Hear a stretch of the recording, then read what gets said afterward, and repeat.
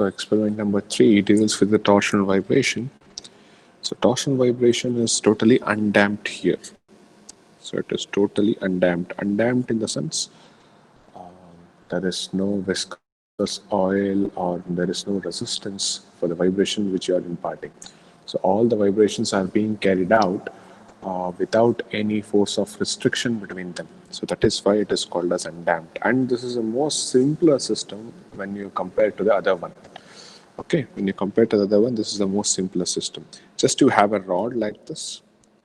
Okay, there is a rod where it is fixed at one end, and other end you will be having a flywheel through which you will be manually pushing that flywheel so that the torsional vibration is being induced in the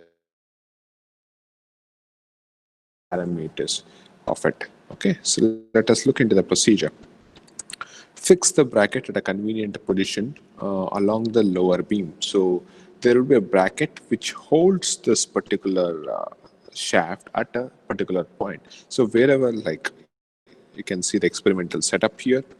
Okay, so this is the flywheel which I was talking about. Okay, you can use this knob to just push it so that it deflects like this. And the torsional vibration is induced in the system. Okay, so for this particular shaft, first you have to note down what is the length of the shaft, the total shaft which is present here, the total length of the shaft, you have to note it down, and what is the diameter of the shaft. So how will you be knowing the diameter? So just take a vernier caliper and note down what is the diameter of the shaft. Okay, once you note down the length and the diameter of the shaft, at a convenient position using this particular thing here, you can fix the shaft at wherever you want. So you can fix the shaft at wherever you want using this fixture. Once you come to the lab, you'll be having a visual understanding of that. So just fix wherever it is required. Once it is fixed, the shaft gets fixed at a particular point and the torsional vibration will be induced in a remaining shaft up to the forcing thing.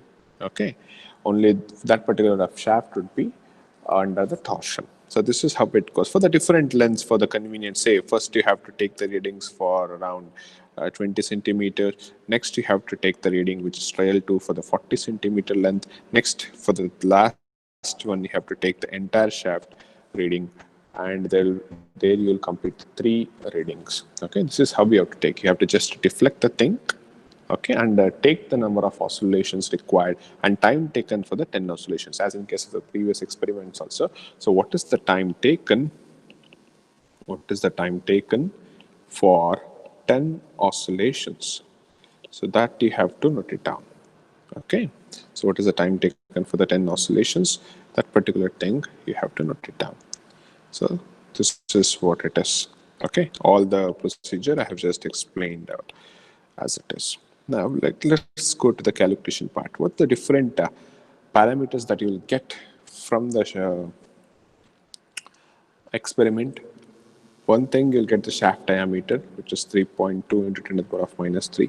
Again, length you'll be getting. So wherever you fix, suppose if you fix here, what is the length, you can just calculate. Suppose if you fix here, what is the length, you can just calculate by using a ruler. Yes. So using that particular thing, you can judge what is the length of the shaft. Diameter of the rotating disc. So this is your rotating disc, which acts as a flywheel, is it? So this particular flywheel, the diameter of this disc is taken as capital D. Okay, the diameter of that particular disc is taken as the capital D. Okay. Next, M is the mass of the disc. You can just weigh. Already it has been implemented in the observations. So you can just take it as 2.216 kg. You can either weigh it and just take the value. Okay. Moment of inertia. Now for the moment of inertia, the IP formula is given by, for specifically it is polar moment of inertia. That means it is in ZZ axis, not XX nor YY. So D you already know here. Just substitute the value of D here so that you will get the value of IP. Okay. Once the IP is known, you can calculate the torsional stiffness, which is given by G into IP divided by L. See, for the first reading, L is 50. For the second reading, so all this is here. Okay. So for the first reading, he has taken the shaft length to be 50. For the second reading, the shaft length is 60. And for the third reading, the shaft length is 70. According to that, you'll be getting the values of the torsional stiffness, KT, which we are calculating here. So KT1 is what? GIP divided by L1. So L1 is 50, right? So substitute that, you'll get the value of KT1. Similarly, you can calculate the value of KT2 and KT3 by substituting the respective lengths. Okay. Once the KT1, KT2, KT3 is calculated, you can calculate the mass moment of inertia, where it is given by half into mr square. Okay, the mass moment of inertia is given by half into mr square, where m is the mass of the flywheels. Even whenever there is a mass moment of inertia, it describes what all the parameters related to flywheel. So this is your flywheel. What is the diameter of it, and what is the mass of it? You have to note it down. Using that, you can calculate what is the mass moment of inertia of the flywheel. So it is given by half mv square. Substitute the value of m, substitute the value of r, then you will get the value of J to be, that is mass moment of inertia, to be around 10 into 10 to the power of minus 3 kg per meter cube. Okay. So you'll be parallelly noted down what is the time required for the 10 oscillations. Is it for 10 oscillations, when the shaft length is 50, the oscillation time required is 5.15. When the shaft length is 60, then the oscillation time required is 5.28. Okay, and the shaft length is 70, then the oscillations, that is for the 10 oscillations, the time required is 6.52. Okay. Similarly, using this experimental time period, you can calculate what is exact time period for the reading 1. So that is given by T divided by N. T is time taken for the 10 oscillations, N is number of oscillations. Anyhow, we are taking it as 10. So if you do that, you will get the value of experimental time period for the reading 1. Similarly, you can do it for reading 2 and reading 3 and note it down in this particular column here. So you'll get to the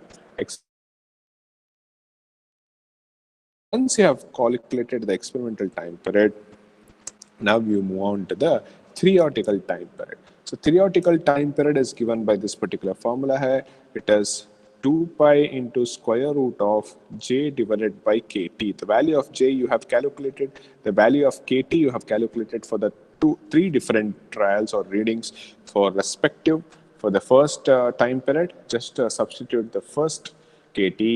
For the second time period, substitute the second KT. So similarly, we'll get theoretical time period 1, theoretical time period 2, and theoretical time period 3. Okay. Again, note down the same thing in the tabular column way back. Okay. So once you have calculated the theoretical time period, now it's time to calculate the frequency. So you know that time period is a reciprocal of the frequency. So if you want the frequency, you have to reciprocate the time period. So time period already you have calculated T experiment 1, 2, and 3. Reciprocate them, you'll get the frequency at 1, 2, and 3, which is experimental reading. Similarly, it goes to the theoretical also. So theoretical trial 1, trial 2, trial 3, you have taken the readings. So reciprocate them, you'll get the frequency after trial 1, trial 2, and trial 3, which is theoretical. So all the theoretical and experimental frequencies, tabulate them, calculate what is the difference between the experimental and the theoretical value by applying the principles of differences, which says F theoretical minus F experimental divided by F theoretical into 100. Substitute the values, you will get what is the difference or change in the percentage with respect to theoretical and experimental. In the first reading, you have got 6% difference. The second reading is way better. It has only 0.2 difference. And the third reading has 12.77% difference when it gets compared with the theoretical and the experimental values. Okay, so this is all about the experiment, guys. I hope it is clear for you. Okay, any doubts, you can let me know now.